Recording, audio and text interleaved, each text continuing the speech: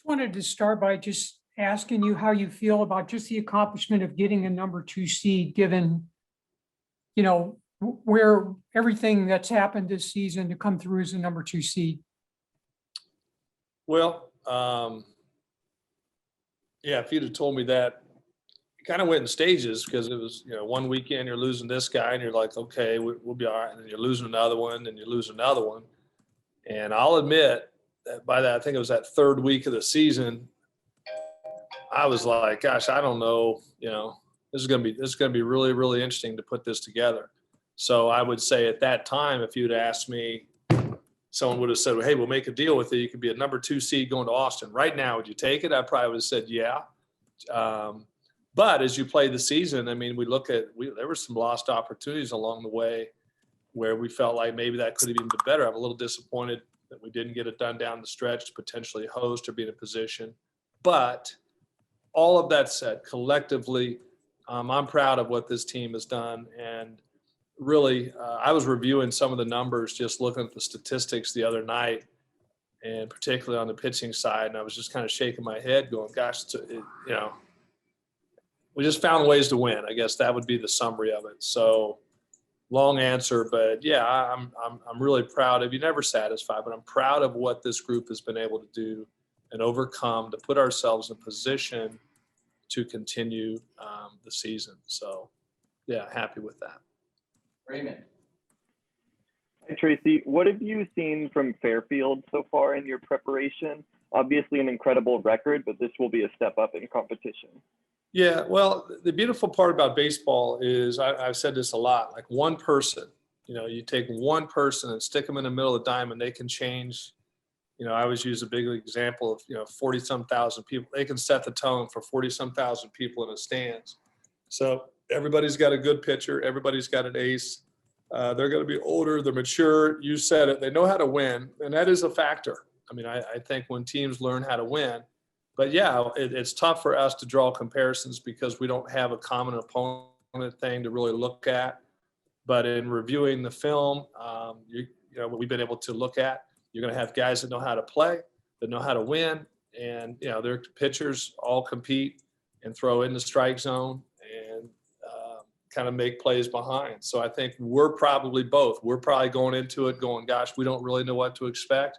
They're probably saying the same thing today, like, gosh, we really don't know what to expect either. So that's the beauty of the NCAA tournament, or the matchups, and being able to bring people together from different geographical locations to compete on the field. So we'll ask me that question after the, maybe the bottom of the third, I'd have a better idea. But I don't care who you're 30, I think it's 33 games above 500. That's pretty impressive, no matter what.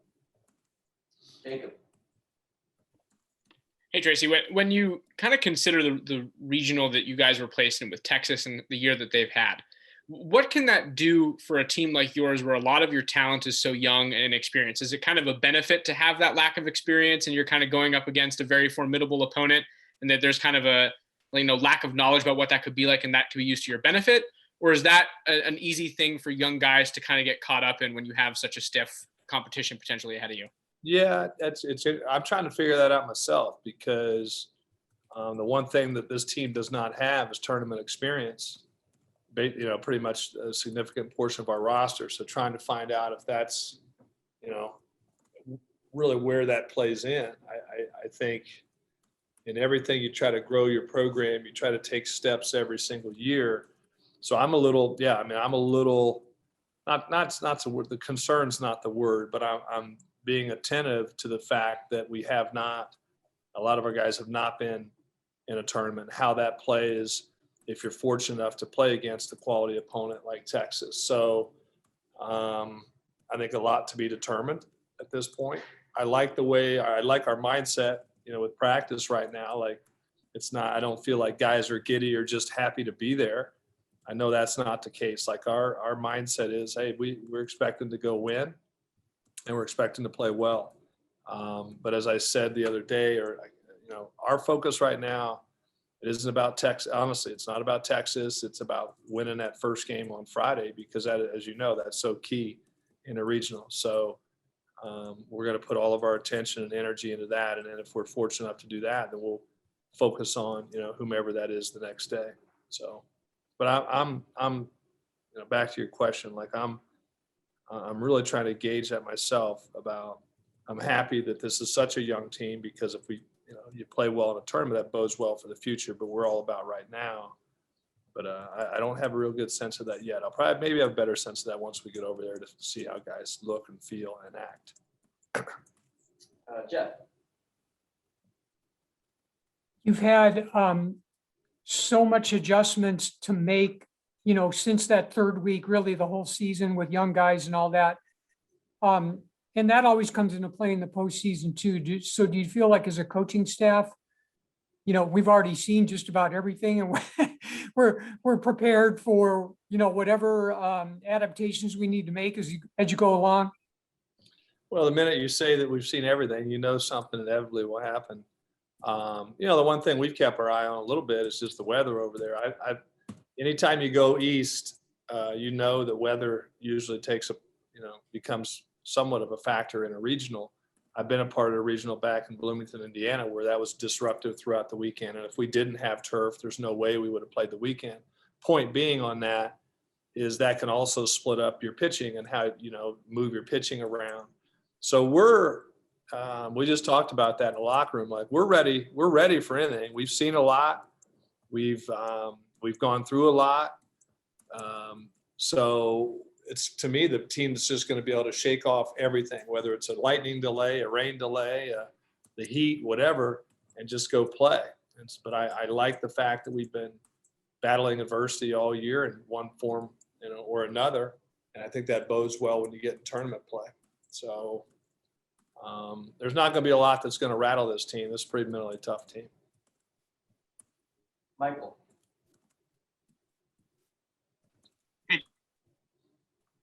Tracy, you talked about kind of the lack of experience a little bit, and there's no substitute than actually playing to get ready for a postseason game. But, what do you tell the guys that are playing in this for the first time? How do you kind of prepare them in order to, when they take the field on Friday, they act like it's just a normal game? Well, it's that fine line. You want it to be a normal game, but you also want it to be, it's a tournament game. You're in that loser go home mindset, but that's the challenge. It's when to put on, hit the accelerator a little bit, when to back off of them and not get them too amped up. Like I said earlier, I think we'll have a better idea on where we are, just gauging that, say, come Thursday when we practice and get on Texas's field and, for our tournament practice. But our guys at this point are pretty good mindset. We've had, if you've watched or listened to the guys talk, and I'm particularly some of the freshmen, pretty mature mindsets. Like they want to win. They understand it's about getting to Omaha. It's about, competing every day and playing hard, which I really like that. And I attribute a lot of that to the message that, we're trying to deliver, but also the upper class leadership of guys that have been there before that have said, hey man, this is how we do it around here. And this is what the tournament's like. And so it's been a lot of that back and forth. So I think we're in a pretty good spot mentally. Jacob. Has there been any thought yet, and is there an idea of what the pitching order might be for the regional round, or is that not established quite yet? Doesn't matter. I mean, right now, yeah. I'd say right now we're probably going to go Thornton on Friday. Leo. Hey, Coach. Kind of going off that a little bit. Obviously, you got to win. You got your first game on Friday, and then if you win that, you keep playing. But how do you kind of balance using your pitching staff?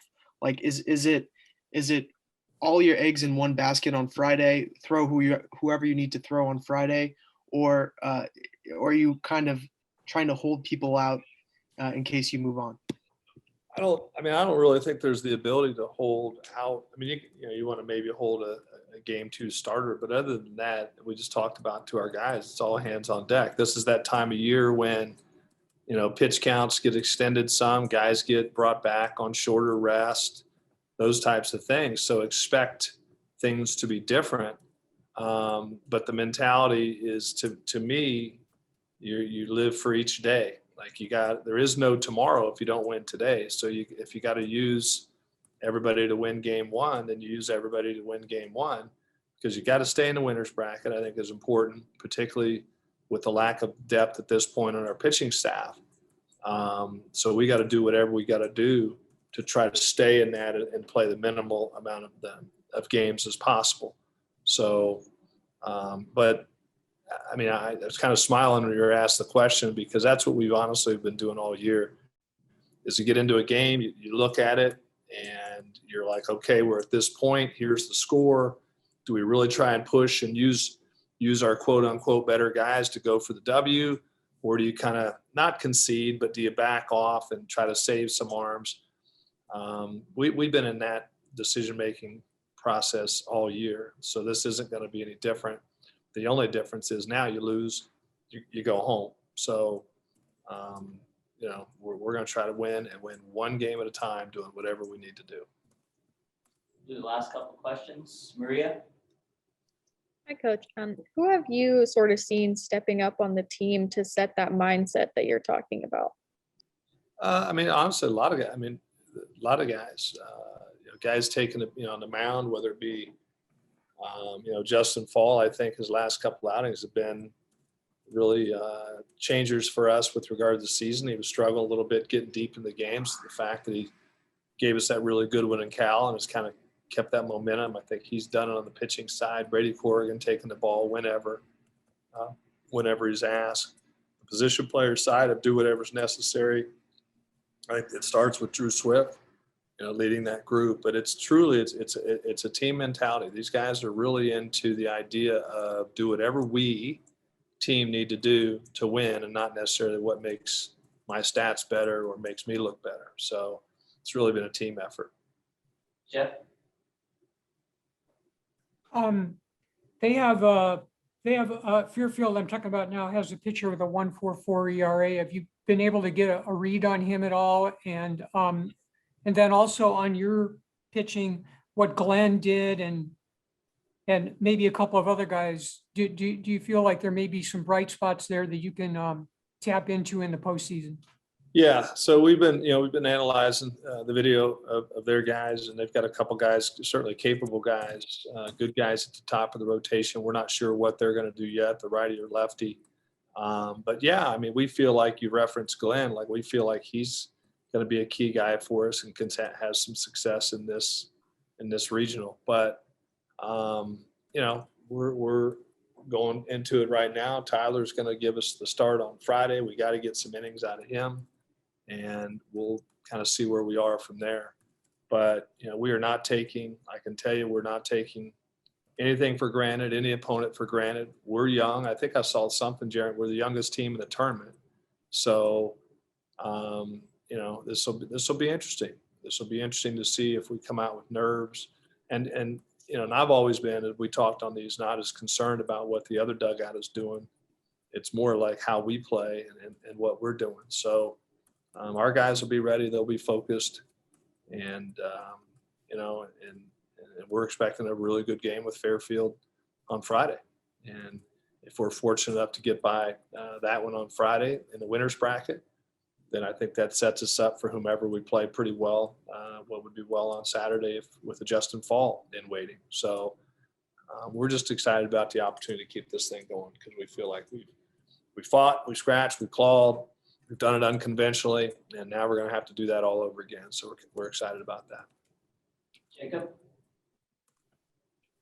When you know, we've talked about this throughout the season, but you've said that guys like Drew and even Boyd, even though he can't play, you relied on them greatly to kind of just share experiences. And I'm curious how much and how important it is for those guys who have played in a regional before to talk to young guys and kind of have the conversations of, this is what it's like when we go play the first game, and this is what it's like when you move on to the second. Is that kind of the sharing of experience? Is that an important aspect of this for this team in particular? Yeah, and these guys, you know, they'll meet on their own and do their stuff, and they'll talk about that. I mean, Connor Davis has played in a World Series, you know, recently in a World Series, and has been able to, you know, tell the guys how unique and fun that experience is. So having those guys, because it starts in the locker room, you know, having those guys organically do it in the locker room and talk about it when it's not just the coach telling you over and over again what it's going to be, it's pretty meaningful when it comes from your teammate. So those guys have done a really good job of talking about how special this time is, the tournament time. This is what you work so hard for, and we've got everything in front of us. In spite of all the injuries, in spite of all that, like, we still control the destiny. Everyone in the country is sitting 0-0 right now, and that's the really, really cool part of this. And the formula is not going to change. It's going to come down to teams that execute the best in the right situations. That's what it's going to be. And like I said, we're looking forward to getting that started on Friday. Last question, Jack. Hey, Coach, do you think the fact that nothing this season has really gone according to plan for you guys is going to play to your advantage this weekend, perhaps, in a do-or-die kind of chaotic regional environment? Probably. I mean, just keeping your ears. It's just funny when you're looking at regionals and people recapping, and I always call, no offense to folks in the talking heads. It's just interesting listening to everybody talk about our regional and then some intriguing super regional matchups, and they're not saying Arizona State in those sentences. So, we're paying attention to that because, as you said, it's been unconventional all along. We plan to throw some wrenches in people's plans as well. So, but we're going to take it one game at a time. And I will say this, having last season taken away from us, and I think we had a pretty good club, and being denied a postseason on that. I think the one thing that we've got to make sure, and I'm going to drive home with these guys, is embrace this and don't underestimate just how unique of an experience this is. Don't take it for granted. Yes, we want to win, and we're going to do everything we can to win, but enjoy the experience, because this is what it's all about. Postseason play is fun, it's unique, and it's something that I think college baseball has figured out and been able to grow a lot. So we're excited to be a part of it. Because as you can see, I mean, it's hard to win. I've said this, and I know that's not a popular statement to say around here, but it's hard to win in 2 days league of college baseball. You look at some of the teams, LSU was sweating it out. Paul Maneri is one of the greatest ever to coach the game. And they squeaked in. I think I saw, if I'm not mistaken, Louisville didn't make it this time, which has been a perennial World Series team. So we've tried to say to our team, yeah, everybody expects it, and we get that, and we expect it. Our fan base expects it.